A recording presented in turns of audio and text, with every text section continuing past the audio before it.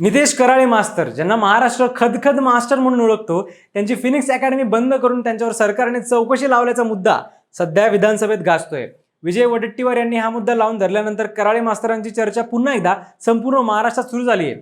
एका सामान्य शेतकरी कुटुंबातील मुलगा ते सोशल मीडिया स्टार आणि आता राजकीय मैदानात उतरलेले हे मास्तर नक्की आहेत तरी कोण? आणि ज्या संस्थेने शेकडो गरिबांची मुलं अधिकारी बनवली, त्या संस्थेवर झालेले आरोप कितपत खरे आहेत? त्यांच्या प्रवासाची संपूर्ण गोष्ट सांगणार आहे आजच्या या व्हिडिओमध्ये. नमस्कार, मी संकल्प पाटील आणि तुम्ही बघताय लगावबत्ती. नितेश कराळे हे वर्धा जिल्ह्यातील मांडवा या छोट्याशा गावचे. घरी पिढ्यानपिढ्या शेती केली जायची. वडील आलू बोंड्याचे म्हणजेच वडापावचं दुकान चालवायचे. घरात शिक्षणाचा वारसा नव्हता, पण त्यांनी मांडव्याच्या जिल्हा परिषदेच्या शाळेतून 10वी पूर्ण केली आणि 12वी पर्यंतचं शिक्षण वर्ध्याच्या JB कॉलेजमध्ये पूर्ण केलं. नंतर BSc आणि BEd पूर्ण केलं. त्यानंतर शिक्षकी पेशा सोडून 2010ला पुण्यात जाऊन MPSCचा अभ्यास करायचं ठरवलं. अनेक परीक्षा दिल्या. 2013 आणि 15ला फॉरेस्ट सर्व्हिसेसची प्री आणि मेन्स दोन्ही निघाली, पण शेवटच्या टप्प्यात अपयश आलं. अपयशानंतर ते वर्ध्यात परत आले. खिशात पैसे नव्हते, पण जिद्द होती की आपण अधिकारी झालो नाही म्हणून काय झालं, आपण अधिकारी घडवायचे. बस या एका विचाराने मुलांना स्पर्धा परीक्षेचे मार्गदर्शन सुरू केलं. क्लासला नाव दिलं पुणेरी पॅटर्न. नाव पुणेरी दिलं असलं तरी त्यांची स्वतःची वराडी बोली हीच त्यांची खरी ताकद होती. कोविडच्या काळात सगळंच बंद असल्यामुळे क्लास पण बंद झाला. मग काय, ऑनलाईन शिकवायला सुरुवात केली त्यांनी. बे पोट्टे हो, ओरिजिनॅलिटी सोडू नका, हा त्यांचा मंत्र आणि भूगोलातील खतखत प्रक्रियेचा तो व्हिडिओ रातोरात व्हायरल झाला आणि कराळे मास्तर घराघरात पोहोचले. त्यांनी वर्ध्यात फिनिक्स अकॅडमी सुरू केली. त्याच नावाने YouTube चॅनल सुद्धा सुरू केलं. त्यांच्या या चॅनलचे आज जवळपास 12 लाख सबस्क्रायबर आहेत आणि इंस्टा फेसबुकला सुद्धा त्यांचा खूप मोठा चाहता वर्ग आहे. त्यांची शिकवण्याची शैली ही इतर शिक्षकांपेक्षा वेगळी आहे.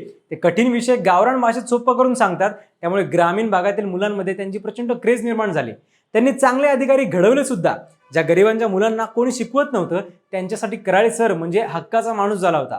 आजही सर आत्महत्याग्रस्त शेतकरी, शहीद झालेल्या कुटुंबातील मुलांना आणि त्यांच्या मांडवा गावातील विद्यार्थ्यांना मोफत स्पर्धा परीक्षांचं मार्गदर्शन करत असतात.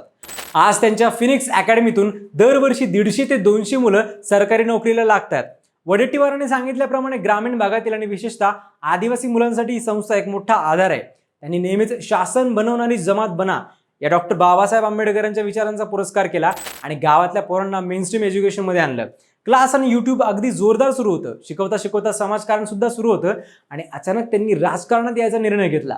आपल्याच समस्या सोडवण्यासाठी व्यवस्थित गेल्याशिवाय पर्याय नाही, असं म्हणून त्यांनी 2020ला नागपूर पदवीधर मतदारसंघातून अपक्ष निवडणूक लढवली आणि कोणत्याही मोठ्या पक्षाचा पाठिंबा नसताना 8500 मतं मिळवली. तिथे पराभव मिळाल्यानंतर सुद्धा त्यांनी नंतर 2024च्या लोकसभा निवडणुकीत शरद पवारांची भेट घेऊन वर्धा लोकसभेसाठी इच्छा व्यक्त केली होती. मात्र तिथे अमर काळेंना उमेदवारी मिळाली. तरीही त्यांनी शेवटपर्यंत महाविकास आघाडीचा प्रचार केला. सध्या ते राष्ट्रवादी काँग्रेस शरदचंद्र पवार गटाचे प्रवक्ते आहेत आणि भविष्यात त्यांना वर्धा किंवा आर्वी विधानसभा लढवण्यासाठी चान्स मिळू शकतो अशी आशा त्यांना आहे. कराळे मास्तर हे फक्त शिकवण्यामुळे नाही, तर त्यांच्या परखड आणि कधी कधी वादग्रस्त वक्तव्यांमुळे चर्चेत असतात.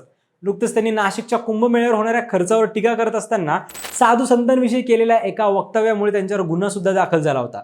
कुंभमेळ्यात येऊन गांजा फुकणाऱ्या साधूंसाठी सरकारकडे 25,000 कोटी रुपये खर्च करायला आहेत, पण गरीब मुले शिकत असलेल्या जिल्हा परिषद शाळांच्या वार्षिक खर्चासाठी 2,000 कोटी रुपये सुद्धा सरकारकडे नाहीत, असा सवाल त्यांनी गिरीश महाजन यांना विचारला होता. आता येऊयात सध्याच्या मुद्द्यावर, ज्यावरून वाद सुरू आहे. तर विधानसभेत विजय वडेट्टीवार यांनी असा आरोप केलाय की कराळे मास्तर एका आदिवासी मंत्र्याच्या मुलीच्या विरोधात निवडणुकीत प्रचाराला गेले होते. त्यानंतर लगेचच त्यांच्या अकॅडमीची चौकशी लावण्यात आली. माजी आदिवासी विकास मंत्री अशोक उईके यांची मुलगी प्रियदर्शिनी उईके यांनी यवतमाळ नगरपालिकेच्या निवडणुकीत नगराध्यक्ष पदासाठी निवडणूक लढवली होती. तेव्हा कराळे मास्तर सुद्धा महाविकास आघाडीच्या बाजूने प्रचाराला गेले होते. त्यामुळे त्यांच्या संस्थेची चौकशी केली गेली असा आरोप वडेट्टीवार यांनी केला आहे. आणि यामुळे कराळे मास्तरांच्या संस्थेला सारथी आणि बार्टी, ज्या संस्थांमार्फत मागासवर्गीय विद्यार्थ्यांना प्रशिक्षण दिलं जात होतं, यांच्या कामातून अचानक बाहेर काढण्यात आलं. वडेट्टीवारांनी हे सुद्धा सांगितलं की संस्थेची चौकशी झाली, पण त्यात काही चुकीचं आढळलं नाही, तरी कारवाई सुरूच आहे. संस्थेत शिकत असलेल्या सगळ्याच विद्यार्थ्यांनी लेखी पत्र देऊन सुद्धा ही संस्था उत्तम असल्याचं सांगितलंय. तरी त्यांच्यावर अजून चौकशीची टांगती तलवार आहे, असं वडेट्टीवार म्हणाले. आता सरकार यावर काय उत्तर देतं याकडे सर्वांचं लक्ष लागलंय. तुम्हाला काय वाटतं, कराळे मास्तरांवरची कारवाई ही खरंच राजकीय सूड आहे का? कमेंट्समध्ये नक्की सांगा आणि लगावबत्ती YouTube चॅनलला सबस्क्राईब करायला विसरू नका.